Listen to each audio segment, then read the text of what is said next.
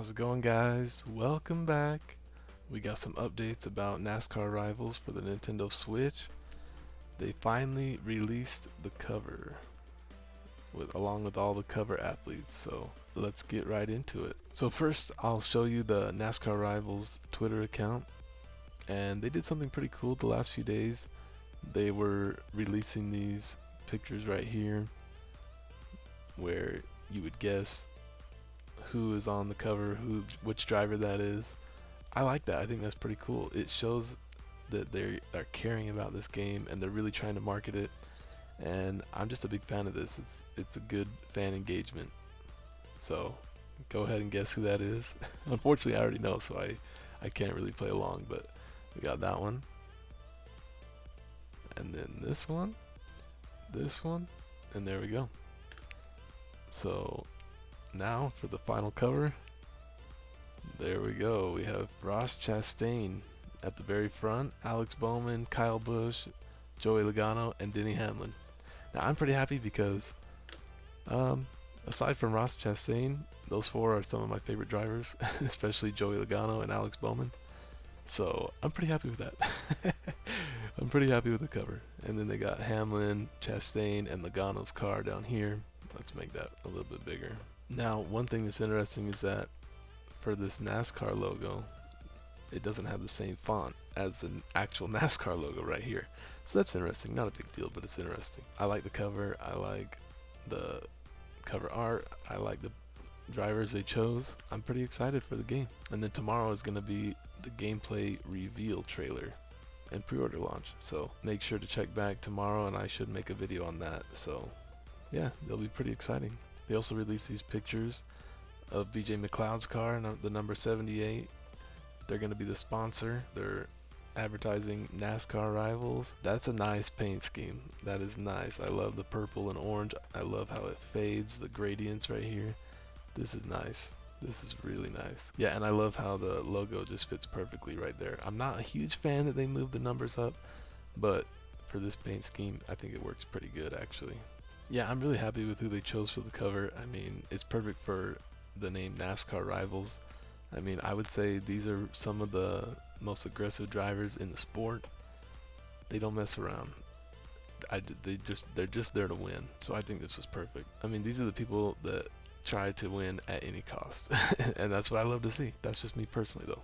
Now I wanted to go to this article from Heavy talking about how the drivers will play a role in multiple modes in the game. I thought some of this was pretty interesting. So they interviewed the brand manager of Motorsport Games to talk about the game, and he explained the importance of rivalries as well as the return of some in-game content. He discussed the impact that driving style will play on the other competitors. He noted that certain drivers will respond to how they are raced on a weekly basis. I love that. For example, constantly bumping Busch during short track races could lead to future incidents. I love that. I love when you're playing the season and everything, that what you do affects what happens later on. I hope that they implement that in a good way, so we'll see how that goes. How will this affect battles with Logano? He already has a reputation as one of NASCAR's most difficult drivers to pass, to the point that Bubba Wallace called him the modern day Ryan Newman. I love Logano. I love that he was saying at one point that there was one race at Bristol, I think, where he was a lap down or something, and people were mad because he wasn't letting them pass, and he's like, it's not my job to let anybody pass, it's my job to make sure the cars behind me stay behind me no matter what. So I love him. Will this translate to NASCAR Rivals and its various tracks? More importantly, will Logano become even harder to pass based on player choices? I hope so, but the good thing is I plan on using Logano, so hopefully I won't have to worry about that. But it sounds like a lot of fun. I really hope they implement this well and that there really is a system of consequences to your actions, good or bad, because in some games it feels to me like there's a lot more consequences for your negative actions and not that many consequences for positive actions. But we'll see. Hopefully they know what they're doing, and hopefully they have something good in this game for that. Another article from Heavy that was interesting to me, they were talking about how the next gen difficulty should translate to NASCAR Rivals. Now that's huge for me. I don't want there to be new gen cars, but yet it feels the exact same as the other cars, the older cars. I mean, It has to feel different. It just has to. So they're talking about how a key storyline from the 2022 season has been the number of drivers that have lost control and spun. For example, Tyler Reddick, Kyle Busch, Kevin Harvick, Kurt Busch are some of the drivers that have dealt with issues during practice, qualifying, or the races themselves. But they say players should not expect to see constant spins on the track. What they will see is an increasing level of difficulty based on the settings and the number of assists that are currently active. So I am very happy about that.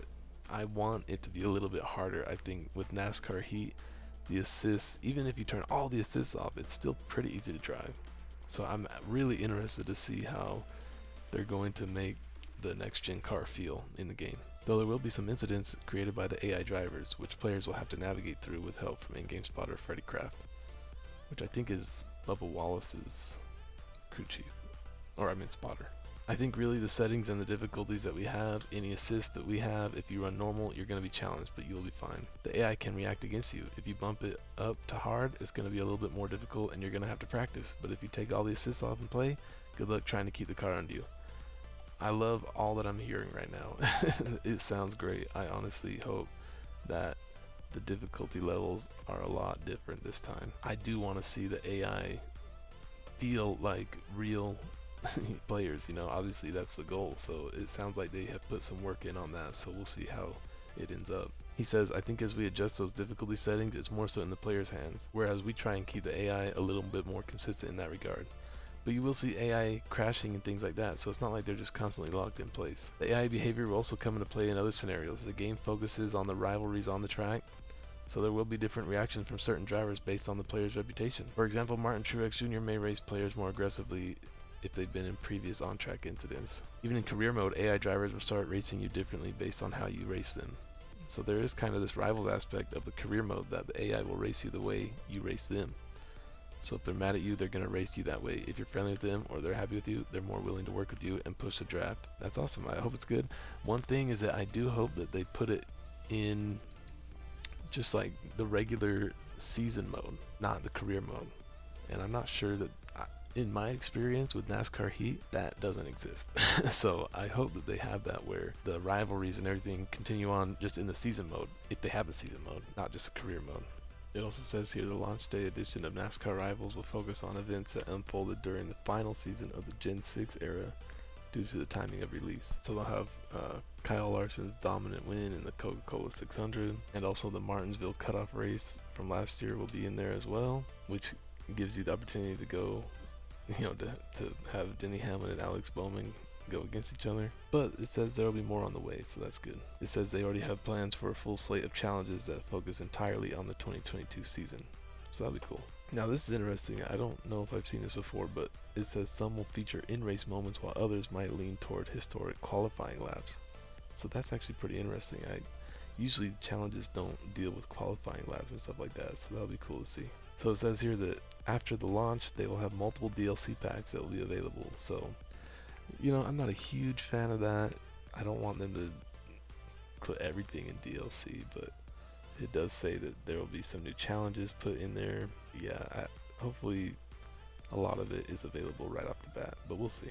But anyway, that's all the updates I have for you today. I'm excited about the game. I think that it seems like they're putting a lot of work into it, they're putting a lot of effort, and that's good to see. But you have to remain a little bit cautious because NASCAR Ignition 21 did not seem good. I never had it, but I'm kind of glad about that. So, you know, I hope that this is an improvement. The good thing is it should be the next gen cars and the NASCAR Ignition system, I guess you could say, but with the Heat, NASCAR Heat engine and style of driving. So that's what I'm hoping for. But anyway, yeah, that's all I have for you today. Stay tuned for more updates. We'll see. The trailer should be coming tomorrow, and I'll make sure to stay up to date on that. So yeah, thanks for watching. Have a good day.